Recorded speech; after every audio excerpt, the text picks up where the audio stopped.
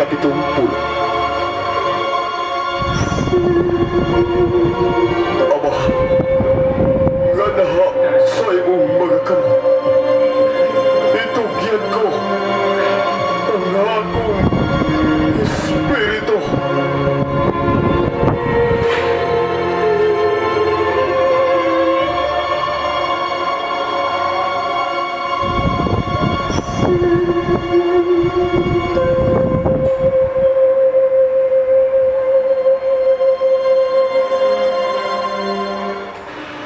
Niadtong nananghid ko sa akong inahan nga mosulod sa seminaryo sa kapunungan ni Jesus, sa mga Iswita o sa Jesuits.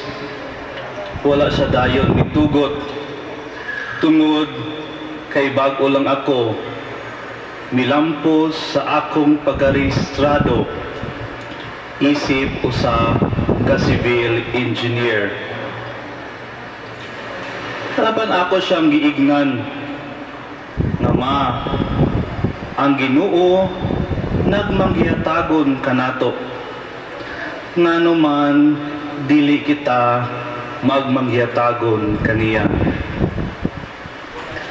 Wala ko masayod kun hain ako nakuha kining mga pulunga basi nagumikan sa akong kadasig nabiyaan ang tanan aron magreliyoso. Kapan akong nahimdumduman nga mitulo ang luha sa akong inahan ug ang luha sa akong mga mata. Sa dihang iyakong gihatod sa among seminaryo dito sa Sacred Heart Novitiate sa Novaliches, Bulacan, wala na siya mohilak. Apan ang mga pulong niyang gihunghong kanako samtang nanamilit kami sa usag-usa, kusog nako nga nadungog. Ang akong inahan nagkanayon, ihalat ko na ikaw sa Ginoo. Mga igsuon ko diyan ni Kristo, kining personal nga kasinatian sa paghalad sa akong kaugalingon, bisan dili hingpit ug inubanan sa makadasig nga pagtugyan sa akong inahan kanako sa Ginoo, mao ang nagtabang kanako sa pagpamalandong sa katapusang pulong ni Jesus. Mga pulong bag-o siya naibuktuan sa iyang kinabuhi. Dili matukib ang misteryo sa pagtugyan ni Jesus sa iyang kaugalingon nganha sa makamot sa iyang Dios Amahan.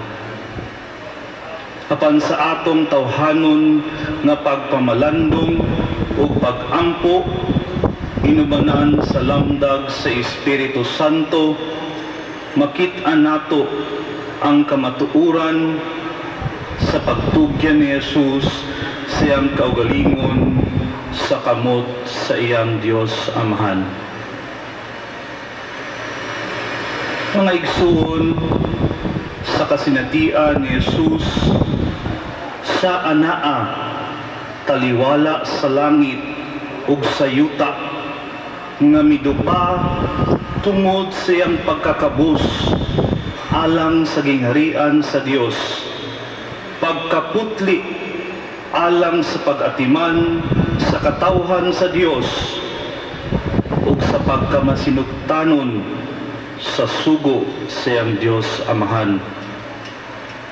Ang krus, mga igsuon, mao ang samputanan human sa iyang pagpuyo sa kakabus gikan sa pagkatao sa pasungan hangtod sa pagkawalay puloy-anan diin iyang mapahulay ang iyang ulo tungod sa iyang pakigiusa sa kabus o pagsangyaw kanila sa maayong balita.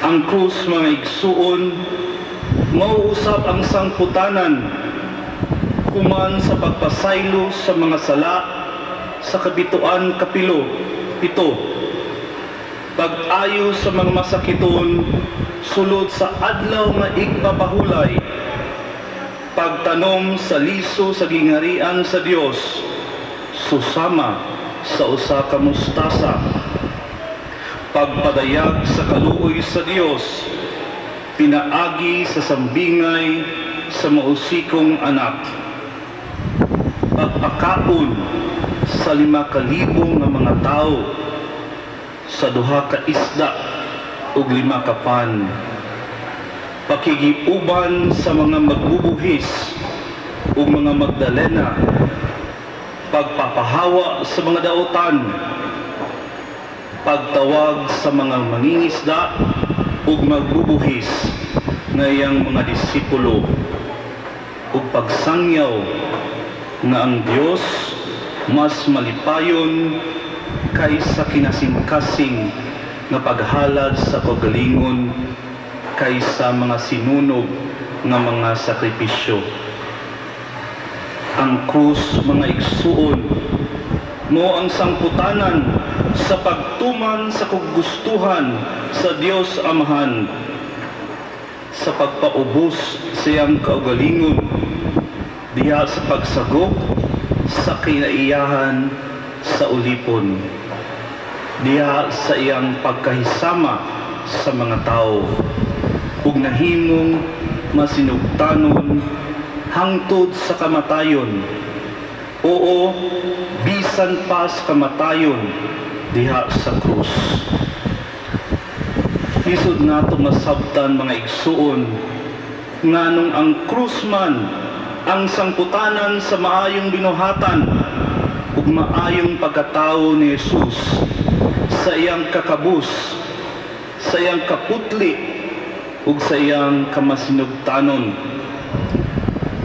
Nganong mamatay man ang inosenteng nga tao alang sa mga makasasala, nganong kinahanglan magtupad diha sa krus ang anak sa Dios, mga pangutana nga puno sa kalibog. Apan bisan pa sa kasakit sa krus o tingali tungod sa krus, iyang gidupa ang tanan. Ang iyang pagdupa mo ang pag-ako sa tanang daotan, uban ang pagsalig sa gahom sa kaayo. Sa iyang pagdupa, iyang giabrihan ang iyang lawas aron maaninaw ang iyang mahal nga kasing-kasing nga nagdilaab sa gugma, ilagbasan sa hait nga espada ug gipurong-purungan sa mga maidlot nga tunok. Apan diha sa iyang pagdupa, taliwala sa kinabuhi ug sa kamatayon, ang mga pulong sa salmista ang anaa sa iyang mga nabil. Amahan, nganha sa imong makamot, itugyan ko ang akong espiritu. Kung atong sutaon, mga igsuon, kini mga pulong sa salmista nga giampo ni Jesus, atong makit-an nga bisan sa pait ug sa sakit nga iyang nasinati, iyang gihalad ang iyang kaugmaon ngana sa Dios human sa iyang kamatayon. Iyang gisalig sa Dios ang iyang kaugalingon diha sa kamatayon ug labaw pa niini. Kining maong Salmo 31 nagsugod sa pagpangamuyo alang sa Dios nung hinabang. Apan kining pag-ampo alang sa kaluwasan diha sa Dios, nagpadayag usab sa pagtuo sa salmista sa kusog sa Dios ug sa iyang pagkamakanonayon.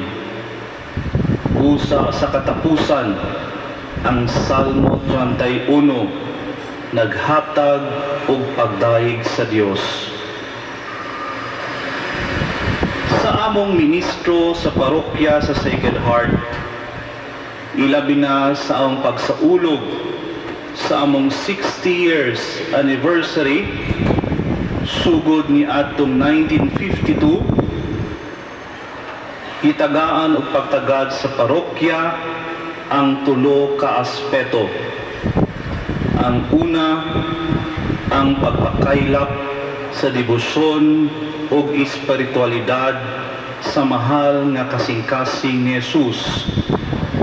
Ikaduha, ang pagpalambo sa espirituhanong pagbansay-bansay ni San Ignacio de Loyola, ang nagmugna sa kapulungan ni Jesus o sa mga Hiswita, ug ang pagpadayon, pagsangyaw ngadto sa mga parokyano, ilabi na sa ato mga Chinese community dinhi sa Sugbo. Sa paghimo sa parokya nga shrine sa mahal nga kasing-kasing ni Jesus sa Archdiocese sa Sugbo, usa kini kagasa apan usa-usab kini kahagit, usa kahagit sa pagpalawom sa pagtuo kang Hesus nga mao ang tuburan sa gugma, grasya ug kaluoy. Hagit usab sa pagsunod sa pagtuo ni Jesus sa iyang Dios Amahan, nga bisan sa kangil-ad ug sa kadaot sa krus misalig siya nga adunay maanindot ug maayong bunga kini. Lakip ni ining pagtuo mo ang hagit sa pagpadayag sa mga kaluoy nga buluhaton nagipakita ni Jesus kanato.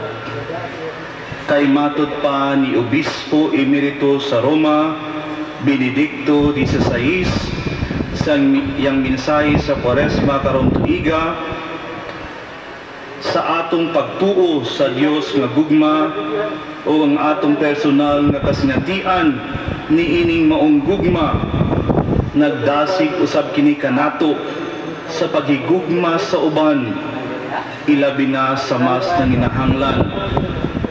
Mao kini ang pagtuo nga nahimong buhi diha sa gugma. Mao kini ang pagtuo nga nahimong buhi diha sa gugma.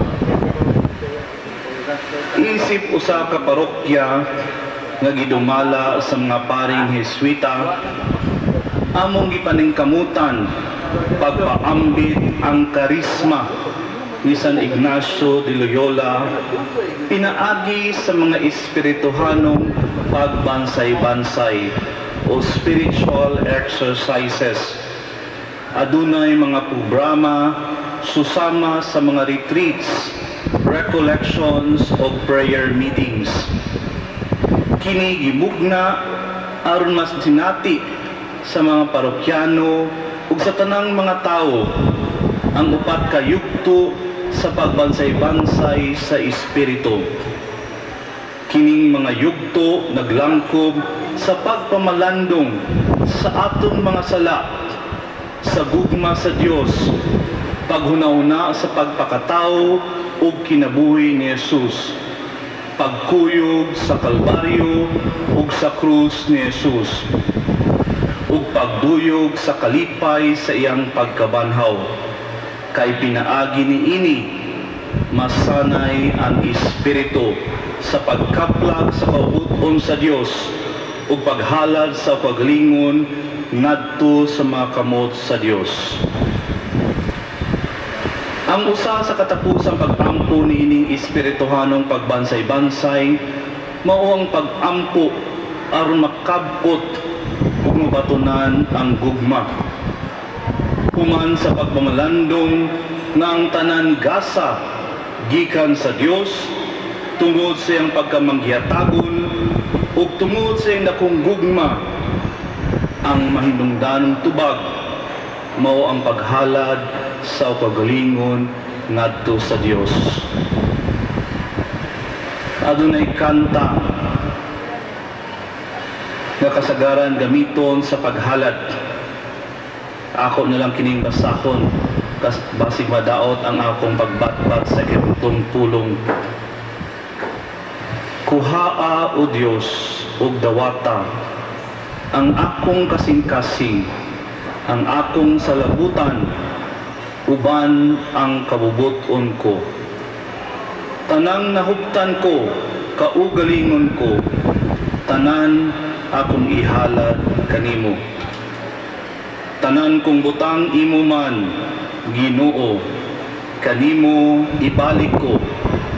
Pamulong lang ug manduhi ako, sibo sa kaubuton mo, pagsugo lang o Ginoo ko, sa pagtuo andam ako, kung maangkon ko ang grasya ug ang gugma mo, ang tanan talikdan ko.